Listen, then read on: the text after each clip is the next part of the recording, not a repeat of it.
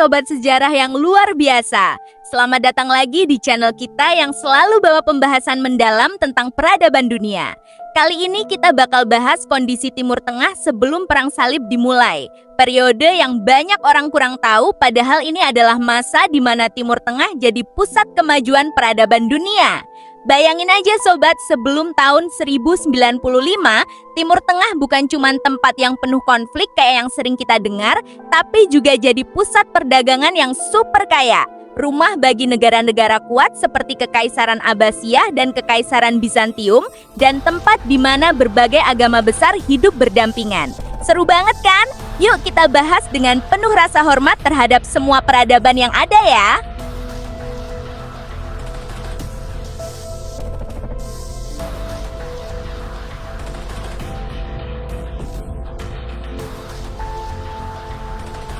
Oke sobat, mari kita mulai dari kondisi politik Timur Tengah sebelum Perang Salib. Pada abad ke-11 dan awal abad ke-12, wilayah yang kita sebut sebagai Timur Tengah sekarang terdiri dari beberapa kekaisaran dan negara yang kuat, masing-masing dengan pengaruhnya sendiri. Pertama, Kekaisaran Abbasiyah. Berdiri sejak tahun 750 Masehi, kekaisaran ini pada masa itu memiliki ibu kota di Baghdad, Budiakasi. Meskipun pada abad ke-11 kekuasaannya sudah mulai sedikit melemah karena munculnya gubernur daerah yang semakin mandiri, tapi Abbasiyah tetap menjadi kekuatan utama di kawasan Timur Tengah. Mereka menguasai wilayah yang luas dari Mesopotamia hingga bagian barat Persia dan menjadi pusat kemajuan ilmu pengetahuan, budaya, dan ekonomi Islam. Kedua, Kekaisaran Bizantium. Berada di sisi barat Timur Tengah, kekaisaran ini memiliki ibu kota di Konstantinopel, Biligakasi. Mereka adalah penerus kekaisaran Romawi dan menganut agama Kristen Ortodoks. Pada masa sebelum Perang Salib, Bizantium masih cukup kuat dan menguasai wilayah seperti Asia Kecil, Balkan, dan bagian utara Suriah. Mereka sering berselisih dengan kekaisaran Islam, tapi juga terkadang melakukan perdagangan dan kerjasama dengan mereka. Ketiga, Dinasti Fatimiyah di Mesir. Berdiri di wilayah Mesir dengan ibu kota di Kairo, dinasti ini menganut mazhab Syiah dan menjadi kekuatan penting di kawasan Laut Tengah. Mereka menguasai wilayah seperti Suriah bagian selatan, Palestina, dan bagian utara Afrika Utara.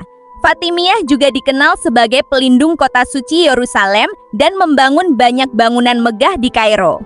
Keempat, negara-negara kecil dan kerajaan semenanjung Arab. Selain tiga kekaisaran besar tersebut, ada juga berbagai negara kecil dan kerajaan di semenanjung Arab, seperti Kerajaan Hamdan di Suriah, Kerajaan Zirid di Tunisia, dan berbagai kerajaan di Yaman. Mereka memiliki pengaruh yang lebih kecil tapi tetap penting dalam dinamika politik kawasan. Relasi antara negara-negara ini tidak selalu penuh konflik loh sobat. Mereka juga sering melakukan perdagangan, tukar-menukar ilmu pengetahuan, dan terkadang membentuk aliansi untuk menghadapi musuh bersama. Meskipun ada perselisihan terkadang, namun secara keseluruhan kawasan ini masih cukup stabil dan makmur sebelum datangnya Perang Salib. Sobat, kalau kita bilang bahwa Timur Tengah sebelum Perang Salib adalah pusat ekonomi dunia, itu nggak berlebihan banget. Kawasan ini menjadi jalur utama perdagangan antara timur dan barat, yang membuat banyak kota besar jadi sangat makmur. Pertama, jalur perdagangan sutra dan bawang putih. Jalur perdagangan yang menghubungkan Asia Timur dengan Eropa melewati Timur Tengah.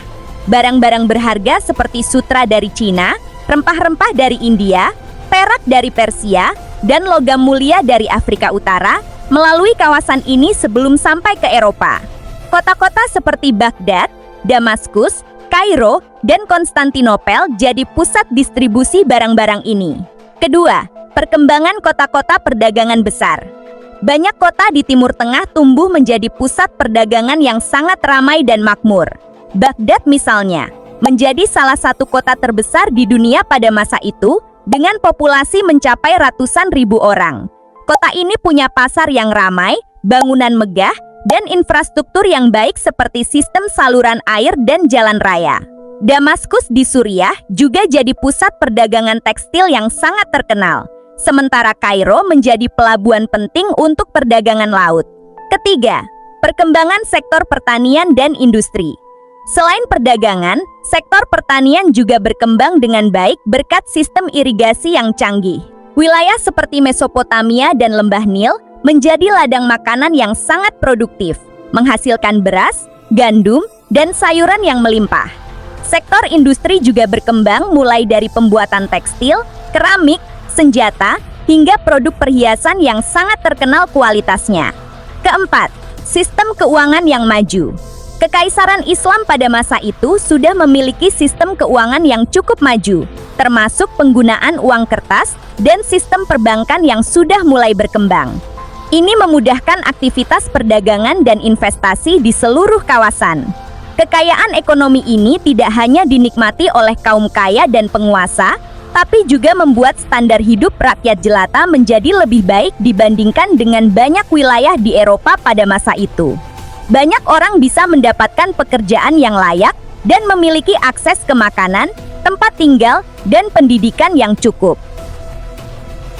Sobat, tidak hanya kaya secara ekonomi, Timur Tengah sebelum Perang Salib juga jadi pusat kemajuan budaya dan ilmu pengetahuan yang luar biasa. Ini adalah masa di mana peradaban Islam mencapai puncak kemajuannya, dan juga tempat di mana berbagai budaya saling mempengaruhi. Pertama, perkembangan ilmu pengetahuan. Para sarjana Islam pada masa itu melakukan terobosan besar dalam berbagai bidang ilmu, seperti matematika, astronomi, kedokteran, filsafat, dan ilmu alam. Nama-nama seperti Al-Khwarizmi, Ibnu Sina, dan Al-Razi menjadi terkenal di seluruh dunia. Mereka tidak hanya mengembangkan ilmu sendiri, tapi juga menerjemahkan dan melestarikan karya-karya ilmuwan kuno Yunani dan Romawi yang hampir hilang di Eropa. Kedua, arsitektur dan seni yang megah. Banyak bangunan megah dibangun pada masa ini, seperti masjid-masjid besar, istana, rumah sakit, dan perpustakaan. Masjid Al-Aqsa di Yerusalem, Masjid Ibnu Tulun di Kairo, dan Masjid Jami di Baghdad adalah contoh arsitektur Islam yang luar biasa indah. Selain itu, seni kaligrafi, keramik, dan ukiran juga berkembang dengan sangat baik. Ketiga, kehidupan masyarakat yang beragam. Di kota-kota besar Timur Tengah, berbagai etnis dan agama hidup berdampingan dengan relatif damai. Orang-orang Islam, Kristen, Yahudi, dan bahkan penganut agama kuno seperti Zoroastrianisme hidup bersama, saling belajar satu sama lain, dan berkontribusi pada kemajuan peradaban. Banyak orang yang bisa berbicara beberapa bahasa dan memiliki pengetahuan tentang budaya yang berbeda. Keempat, pendidikan yang mudah diakses. Perpustakaan besar seperti Perpustakaan Bait al-Hikmah di Baghdad menjadi pusat pendidikan dan penelitian yang terbuka bagi semua orang yang ingin belajar, tanpa memandang agama atau etnis mereka. Banyak sekolah dan madrasah yang dibangun untuk memberikan pendidikan kepada rakyat jelata, sehingga tingkat melek huruf di kawasan ini cukup tinggi dibandingkan dengan Eropa pada masa itu. Kemajuan budaya dan ilmu pengetahuan ini kemudian menyebar ke Eropa beberapa abad kemudian dan menjadi salah satu pemicu terjadinya Renaissance di Eropa. Sobat, agama memainkan peran sangat penting dalam kehidupan masyarakat Timur Tengah sebelum Perang Salib. Kawasan ini adalah tempat kelahiran tiga agama besar dunia, Yahudi, Kristen, dan Islam, yang semuanya menganggap Yerusalem sebagai kota suci. Pertama, agama Islam. Setelah munculnya agama Islam pada abad ke-7, agama ini cepat menyebar di seluruh kawasan Timur Tengah. Pada masa sebelum Perang Salib, mayoritas penduduk Timur Tengah sudah menganut Islam, baik mazhab Sunni maupun Syiah. Kota suci Mekah dan Madinah menjadi pusat agama Islam, sementara Yerusalem juga memiliki tempat suci seperti Masjid Al-Aqsa dan Kubah Sakti yang sangat dihormati oleh umat Islam. Kedua, agama Kristen. Kristen telah ada di Timur Tengah sejak abad pertama Masehi, jauh sebelum munculnya Islam. Pada masa sebelum Perang Salib, umat Kristen masih cukup banyak di kawasan ini, terutama di wilayah Kekaisaran Bizantium dan beberapa kota di Suriah serta Palestina. Mereka menganggap Yerusalem sebagai kota suci karena tempat di mana Yesus Kristus disalibkan dan dinaikkan ke surga. Banyak gereja besar dibangun di kota ini, seperti Gereja Kubah Putih. Ketiga, agama Yahudi. Yahudi telah hidup di kawasan Timur Tengah selama ribuan tahun dan menganggap Yerusalem sebagai kota suci mereka karena tempat di mana bait suci pertama dan kedua pernah berdiri. Meskipun jumlah mereka tidak sebanyak umat Islam atau Kristen, namun mereka tetap memiliki komunitas yang kuat di berbagai kota dan diberikan kebebasan untuk menjalankan agama mereka. Keempat, hubungan antar umat beragama. Secara umum, hubungan antar umat beragama di Timur Tengah sebelum Perang Salib cukup damai dan harmonis. Pemerintah Islam biasanya memberikan kebebasan kepada umat beragama lain untuk menjalankan ibadah mereka dengan syarat mereka membayar pajak khusus dan tidak mengganggu ketertiban masyarakat. Umat Kristen dan Yahudi bahkan bisa memiliki pekerjaan penting di pemerintahan dan sektor ekonomi. Kota Yerusalem sendiri dikelola oleh dinasti Fatimiyah pada masa itu, yang memberikan kebebasan bagi semua agama untuk mengunjungi dan beribadah di kota suci mereka. Banyak peziarah Kristen dari Eropa datang ke Yerusalem setiap tahun, dan mereka biasanya diterima dengan baik. Sobat, meskipun kondisi Timur Tengah sangat makmur dan stabil pada awal abad ke-11, namun beberapa perubahan mulai terjadi yang akhirnya menyebabkan ketegangan dengan Eropa dan memicu terjadinya Perang Salib. Pertama, munculnya dinasti Seljuk. Pada pertengahan abad ke-11, suku Turki Seljuk yang berasal dari kawasan Asia Tengah mulai memasuki Timur Tengah dan mengambil alih kekuasaan dari Kekaisaran Abbasiyah dan Kekaisaran Bizantium. Mereka adalah penganut Islam Sunni dan dengan cepat memperluas wilayah kekuasaan mereka hingga mencapai Asia Kecil dan bagian utara Suriah. Kedatangan Seljuk membuat situasi politik kawasan menjadi lebih tidak stabil dan menyebabkan konflik dengan Kekaisaran Bizantium. Kedua, kekalahan Kekaisaran Bizantium dari Seljuk. Pada tahun 1071 Masehi, Kekaisaran Bizantium mengalami kekalahan besar dari pasukan Seljuk dalam pertempuran Manzikert. Kekalahan ini membuat Bizantium kehilangan sebagian besar wilayah Asia Kecil dan menjadi lebih lemah. Kekaisaran ini kemudian meminta bantuan dari negara-negara Kristen di Eropa untuk membantu mereka melawan Seljuk dan mengambil kembali wilayah mereka. Ketiga, pembatasan akses peziarah Kristen. Setelah mengambil alih Yerusalem pada tahun 1071, beberapa kelompok Seljuk mulai membatasi akses peziarah Kristen dari Eropa ke kota suci tersebut. Ada laporan tentang pelecehan dan penghalangan terhadap peziarah yang membuat umat Kristen di Eropa merasa marah dan terancam. Keempat, situasi politik di Eropa yang mulai berubah. Pada masa yang sama, Eropa sedang mengalami perkembangan politik dan ekonomi yang membuat mereka lebih mampu untuk melakukan perang luar negeri. Raja-raja Eropa mulai memiliki kekuatan militer yang lebih besar, dan ada juga dorongan agama dari Paus untuk menyatukan umat Kristen di bawah satu tujuan yang mulia, yaitu menaklukkan kembali Yerusalem dari tangan umat Islam. Semua faktor ini akhirnya membuat ketegangan antara Eropa dan Timur Tengah semakin meningkat, hingga akhirnya Paus Urbanus II mengumumkan panggilan untuk Perang Salib pada tahun 1095 Masehi. Sobat, periode Timur belum Perang Salib memberi Tengah sekian banyak kontribusi besar bagi perkembangan peradaban dunia.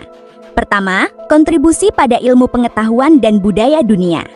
Kemajuan ilmu pengetahuan, seni, dan budaya yang dicapai oleh peradaban Islam pada masa ini menjadi dasar bagi perkembangan ilmu pengetahuan modern di seluruh dunia.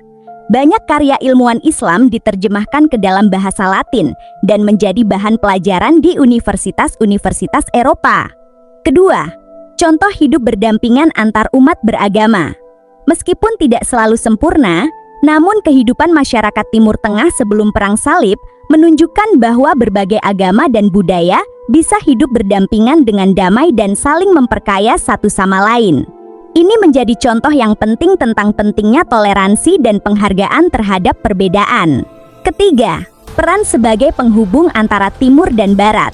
Sebagai pusat perdagangan dan budaya, Timur Tengah berhasil menghubungkan peradaban Timur dan Barat, sehingga memungkinkan aliran barang, ide, dan ilmu pengetahuan yang memperkaya kedua belah pihak. Keempat, pelajaran tentang pentingnya stabilitas dan perdamaian. Keberhasilan Timur Tengah pada masa ini tidak terlepas dari stabilitas politik dan perdamaian yang ada di kawasan tersebut. Ketika stabilitas mulai terganggu, maka kemakmuran dan kemajuan juga mulai menurun. Ini mengingatkan kita bahwa perdamaian adalah syarat mutlak untuk kemajuan peradaban. Perang salib yang kemudian terjadi memang mengubah wajah Timur Tengah secara drastis. Namun warisan kemajuan dan kebudayaan yang dibuat sebelum masa itu tetap hidup dan terus memberikan kontribusi bagi dunia hingga sekarang. Nah, itu dia sobat pembahasan tentang kondisi Timur Tengah sebelum Perang Salib yang penuh dengan kemajuan dan makmur.